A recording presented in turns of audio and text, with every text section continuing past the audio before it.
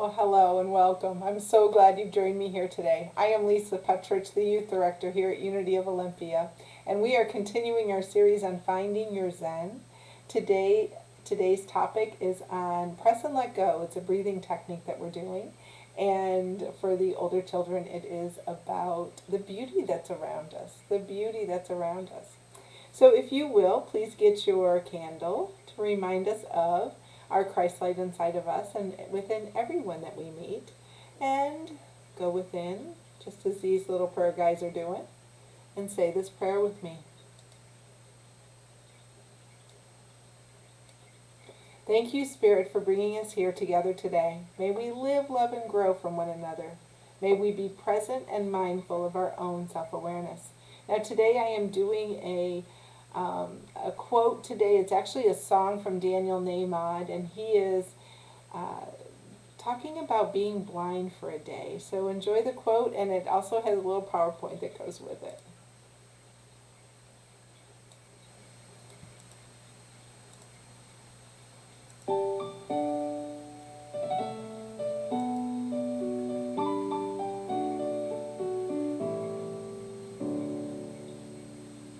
Don't get me wrong, I'm grateful to see at sunset I'm gone in a reverie. My beautiful bride, my baby smile, a country road rolling on for miles. But sometimes my eyes discourage instead, blurring the vision I have in my head. A dream I'm after fades further from view, till only the obstacles look true. And lately I wonder, if I were blind, blind for a day, where would I go if my heart had its way? I could see more than the doors that have closed in my face, if I were blind for a day.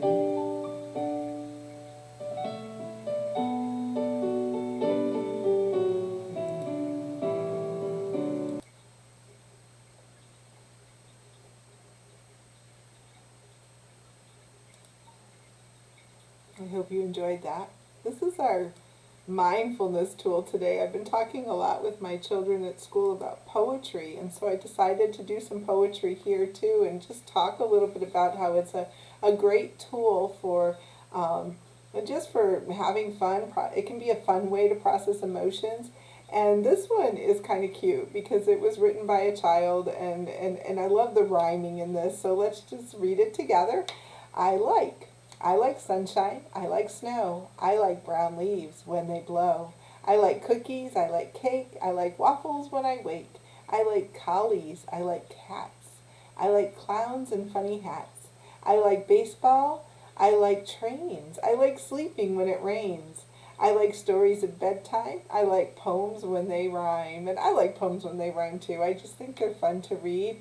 So reading poetry or writing poetry, that's one way to be mindful, as you know, just to be paying attention to one thing at a time, which is always the goal that we're trying to do, and to be able to process emotions.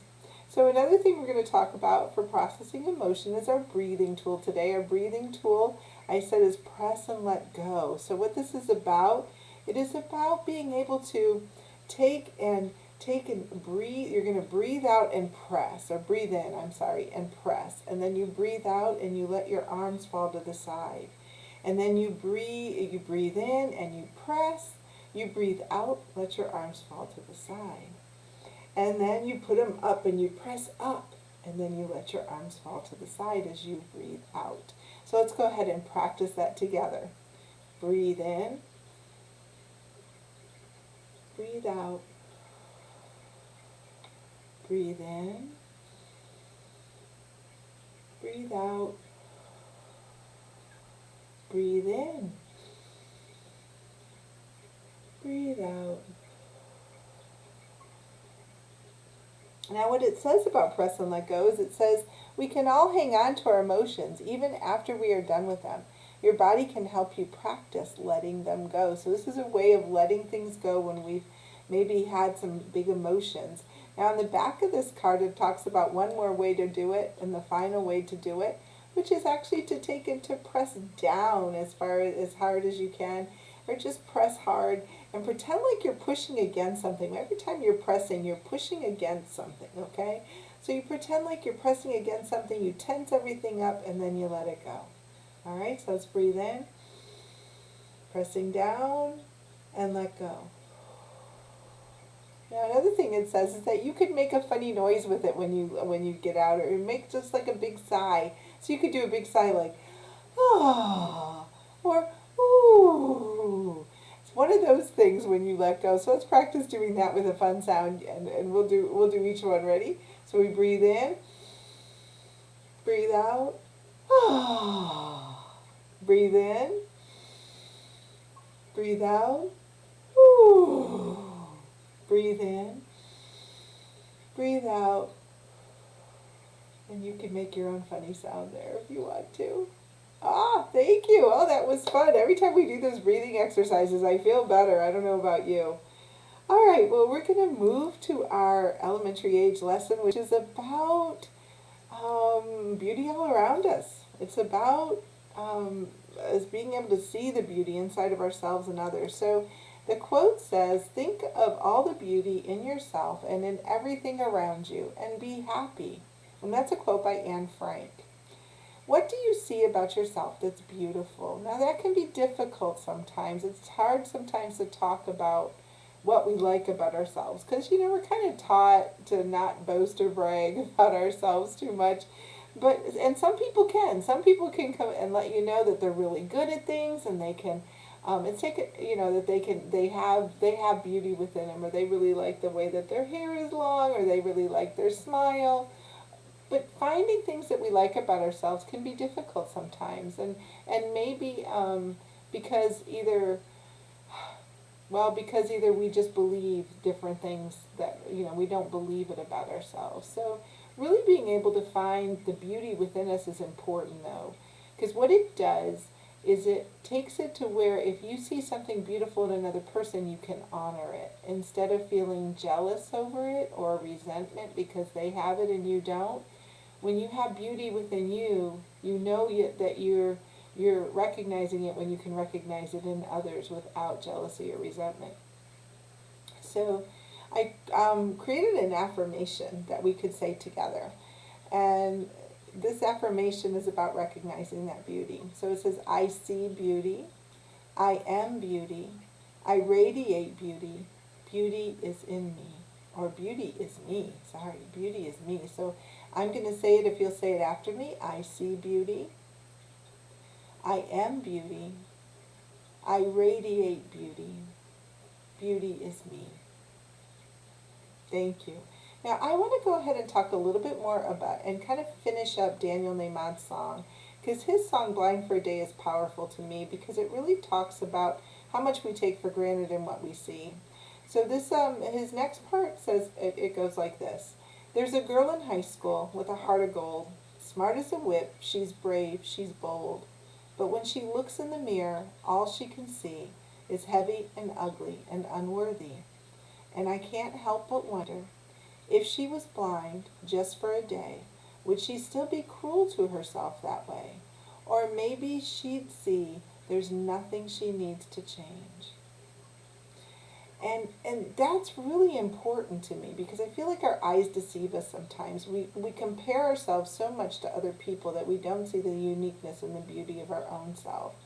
And we may be too harsh on ourselves. So we really need to see the beauty of who we are. And he goes on to say, how do our eyes deceive us? Where does our vision fail? Whether parent or teacher, policeman or preacher, we'll see what we think we see. Believe what we're taught to believe.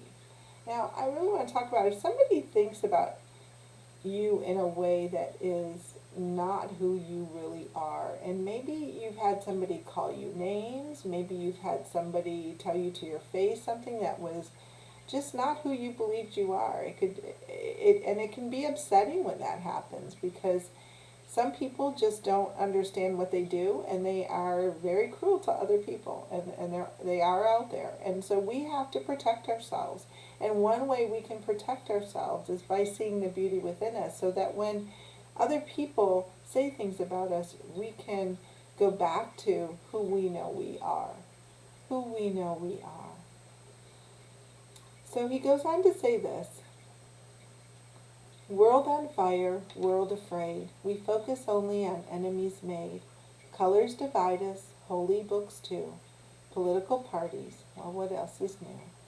Still I dare to wonder, if we were blind just for a day, what kind of world would we create? If behind our disguises we find that we're all the same. If we were blind for a day, I'd like to think that things would change. If only the blind would lead the way.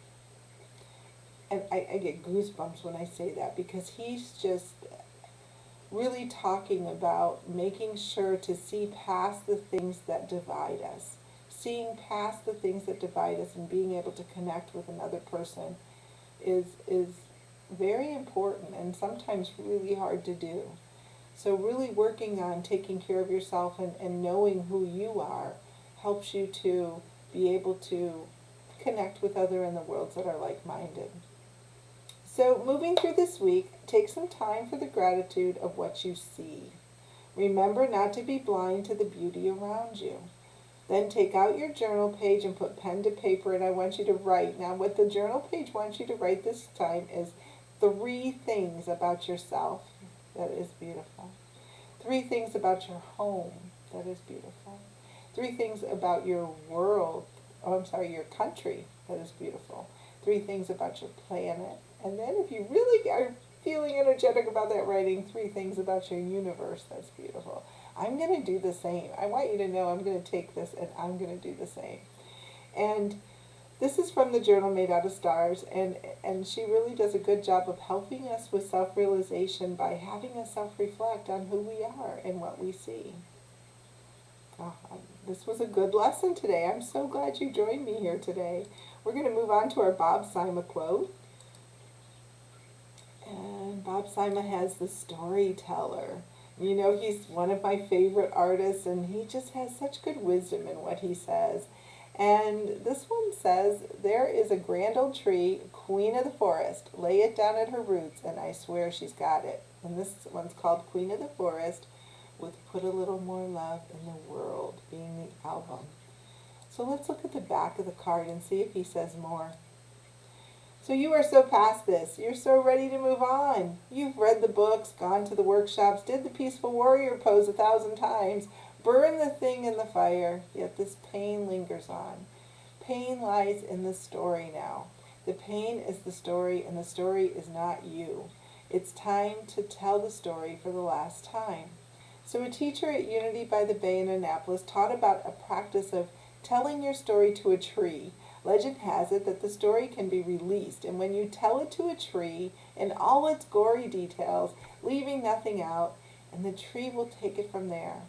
Important, leave nothing out, and then you can move on, because the tree has it now. So I think I'm going to go for a walk this week, and I got to tell you, this pandemic has been hard. It's hard not to see each and every one of you. It's hard to not see my grandchildren, not see my family, and there's a lot I want to tell the trees. There's a lot I want to tell the trees, and the trees, they'll listen. They will listen, and it's one, I can openly say it, but then I have to let it go, and I have to be who I am once that story is told. And we're not quite through the pandemic yet, so we're going to have to see how it all plays out, and just trust that there's a process here, and be mindful of what is yours to do. Trust the process and be mindful of what is yours to do. Oh, that's just so hard sometimes. But see, I learned through just telling you. I learned through just telling you. So let's do our commitment together. It says, I will tell this story one last time and never again. Tell the story one last time. So if there's something that happened to you in the past that's just not anything of who you are anymore, you can tell it one last time and let it go. All right, so we are going to move on. It's already going to the end of our time together. We're moving on to our Unity principles. And the unity principles say God is all good and active in everything everywhere. Number 2, I am naturally good because God's divinity is in me and in everyone. Number 3, I create my experiences by what I choose to think and what I feel and believe. Number 4, through affirmative prayer and meditation, I connect with God and bring out the good in my life. Number 5, I do and give my best by living the truth I know. I make a difference. Maybe you can think about which principle we talked about today. Which one of them sticks out as something that feels like a part of our lesson, or you can look at which principle you would like to work on this week and have part of your life. Let's say our prayer for protection, knowing that we are all connected through this prayer. The light of God surrounds us. I am the light of God, or we are the light of God. The love of God enfolds us. We are the love of God. The power of God protects us. We are the power of God. And the presence of God watches over us. We are the presence of God. Wherever we are, God is, and all is well. Thank you. Thank you for joining me here today. I'm grateful for everybody who listens. And please leave a note. Let me know if you received anything from this video, because I love to hear from you. And we'll see you next time.